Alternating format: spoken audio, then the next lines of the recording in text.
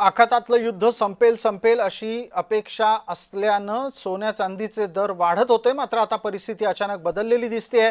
आखातातलं युद्ध कायम आहे आणि ते कधी संपेल याच्या संदर्भातला कुठलाही अंदाज नसल्यानं सोनं आणि चांदी स्वस्त झालेली आहे। सोन्याच्या दरामध्ये तोळ्यामागे 4,000 तर चांदीच्या दरामागे 1 किलोसाठी 10,000 रुपयांची घसरण झाली आहे। लग्नाच्या सराईमध्ये सोनं चांदी खरेदी करणाऱ्यांच्यासाठी ही एक चांगली बातमी असू शकते।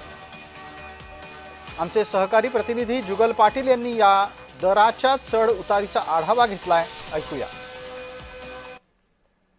अमेरिका इराण युद्धजन्य परिस्थितीचा परिणाम जळगावच्या सुवर्णनगरीवर होत असून सोने चांदीच्या दरात सातत्याने चढ उतार होताना बघायला मिळत आहे। जळगावच्या बाजारामध्ये ग्राहक देखील संभ्रम अवस्थेत आहे। आज जळगावच्या बाजारात या ठिकाणी आहोत।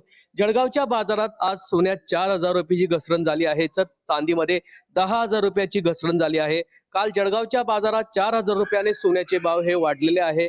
दिवसेंदिवस सोने चांदीच्या दरात सातत्याने चढ उतार होताना बघायला मिळत आहे। लग्न सराई सध्या सुरू आहे, मात्र युद्धजन्य परिस्थितीमुळे जळगावच्या बाजारामध्ये सोने चांदीमध्ये सातत्याने चढ उतार होताना बघायला मिळत आहे। लग्न सराईच्या अनुषंगाने असू द्या किंवा अक्षय तृतीयेच्या अनुषंगाने असू द्या, ग्राहकांचा कला सोन्या चांदीकडेच आहे। कारण तीच आहेत, डॉलर इंडेक्स डॉलर स्ट्रॉंग होत आहे।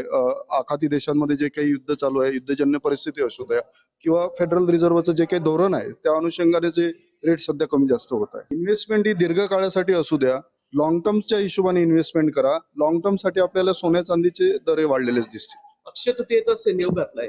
अक्षय तृतीयेसाठी तरी ग्राहकांनी सध्या बुकिंगसाठी गर्दी केलेली आहे।